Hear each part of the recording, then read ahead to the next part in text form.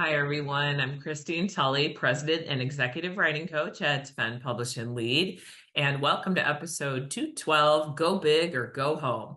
This is an episode that I've been wanting to do for a long time. I had the idea in mid-December when I was talking with some of our long-term clients. So one of those clients is one of my favorite clients, and she will know who she is. She actually inspired this because we had a really good conversation about the idea of limits. And so what I want to talk about in this episode is essentially this. Some of our clients come to us because they're struggling, they need writing support, they need some writing coaching, they want us to help them cross that finish line with that book or that article or that dissertation, and that's wonderful. But we also have some clients that come to us more proactively where they really want to think bigger about all the projects they're managing, or they want to think through, like, I have these two things, I really want to turn them into an article. And, one of the things that I think is really important to think about here is that some of the limits that we put on our scholarly writing are imposed by other things, right? A journal decides whether they want your article or not. A press does the same thing with your book. Your dissertation committee decides whether you have, a passing dissertation or not, and so on. A program might decide what you're teaching or what you have to take as a student. But when we think about limits for projects or for scholarly work, I do have a lot of clients that really want to talk about, like, I don't want to be limited by what other people are trying to impose on me as a scholar. And so I'm going to give you two specific examples and kind of talk through, like, how we might think about, as the phrase goes, going big or going home, make it a big thing. So one of my clients has a lot of projects, a lot of grant money to manage, several different articles in different stages, lots of collaborative writing teams, a public persona, lots of speaking engagements, just a lot. But it's not a lot for her.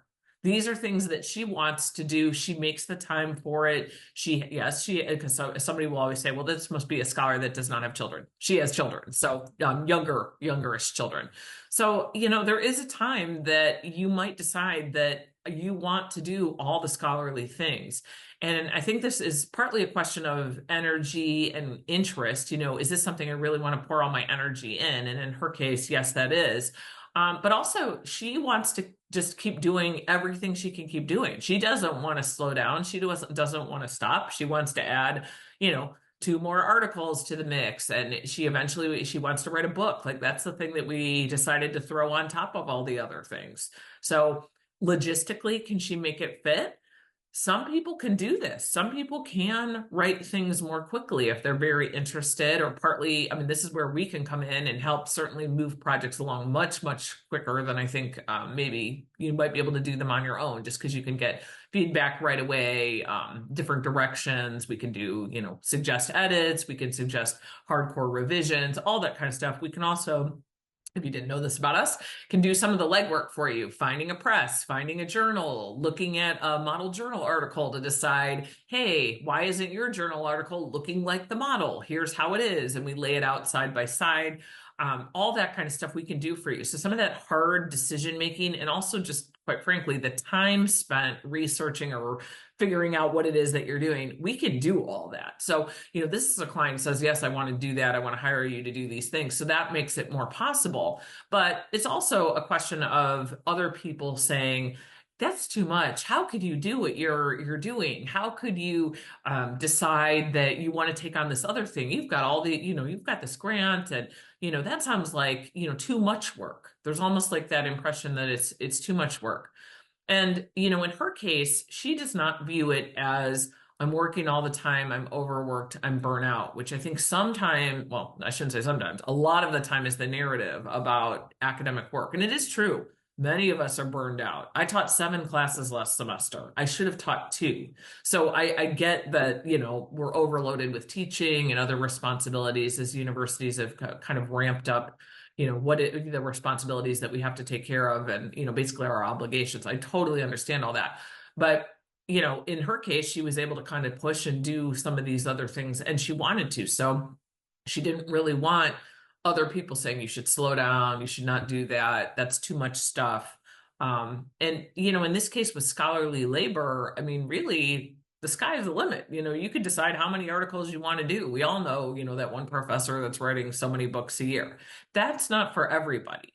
But for the people that want it, if you feel that way, that you're being restricted somewhere by, for example, your committee or maybe colleagues in your department, maybe the norm is that people just put out one article a year, but you really want to try to do 4 articles a year or something like that.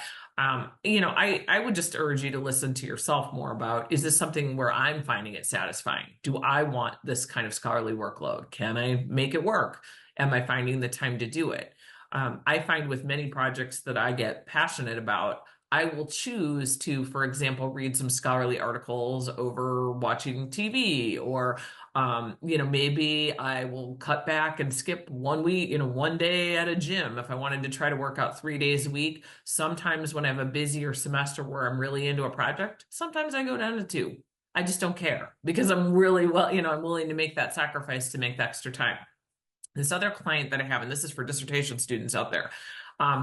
This is a very passionate client. She's amazing. She does all kinds of things. She owns her own business. She has just a million things going on and is working on PhD.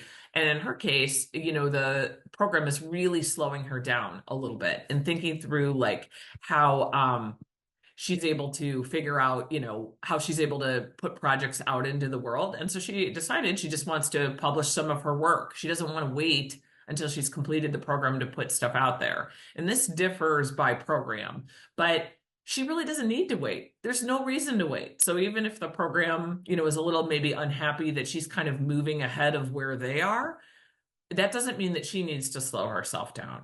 So, this week I would just urge you to think, is there something that I really want to do? Is somebody trying to slow me down on this?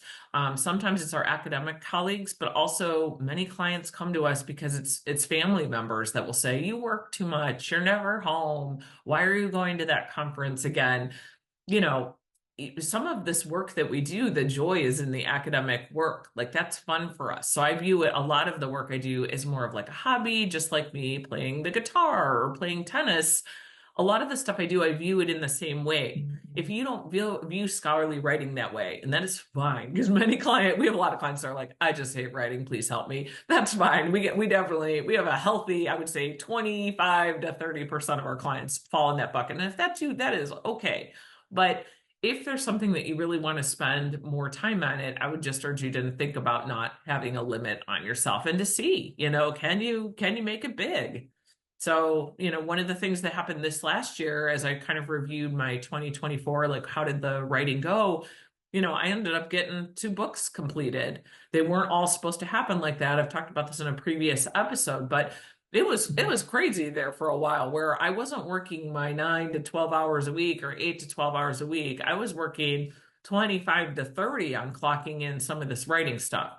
It's not sustainable, but I also really wanted to. I really wanted to push because I know that, hey, you only have so many years of being an academic or a professor or whatever. And I wanted to make sure I took advantage of that. So if that's something that appeals to you, I mentioned in our last week's episode, anybody can talk to us in January, whether you're a client or not, get a free 30 minutes. If this is something you want to talk about, like some of these bigger projects, we are here for you. If you go to defendpublishlead.com, there's an orange button, schedule a 30-minute consultation. You can jump on there, schedule some time with me. If you're one of our clients already and you just want the extra 30 minutes with your writing coach, just drop me an email and I will make sure that we add it onto your account. So happy writing this week.